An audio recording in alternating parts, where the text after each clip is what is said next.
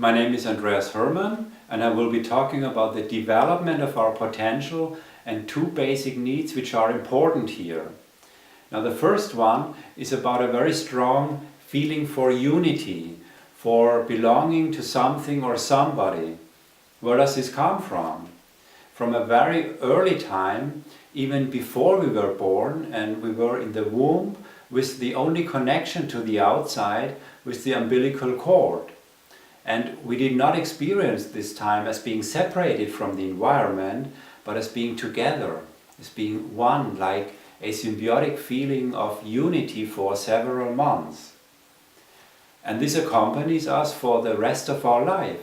As adults, we also want to belong to somebody, to something, to a group, to an association, to a religion, whatever.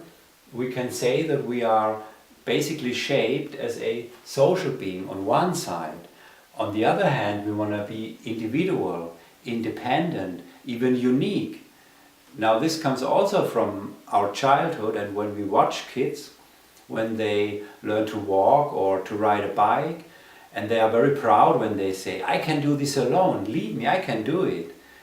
That's an important experience to make as well. To be that we see that we are independent from others, our own individuals. As adults, we also want to be our own individuals, independent, have our own opinion, not be manipulated by others, and so on. So we are a social being and an individual being. And both needs are really strong in us and very basic and want to be satisfied at the same time.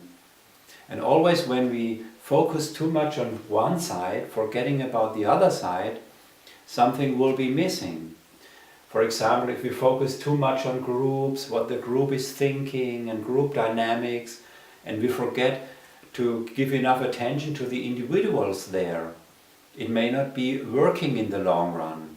Or in companies, very often when it's too much about the company philosophy and we live and work for that, the people working there may even feel burned out after a while when they don't find enough room for themselves. On the other side, it can also be too much individualism, so that what the neighbor says, I'm not interested in that because it's about my own creativity, it's only about my own self. So we're missing then something here as well, that we are not only individuals, but also part of something else, and that we have to contribute something. Actually, nature shows us how it could function. Like each cell in our body serves two purposes as well. The first one for its self-survival, and the other one to be there for something higher. Like cells form tissues, and then organs are formed, and the whole body is formed like this and functions harmoniously. And that's how it could work here as well.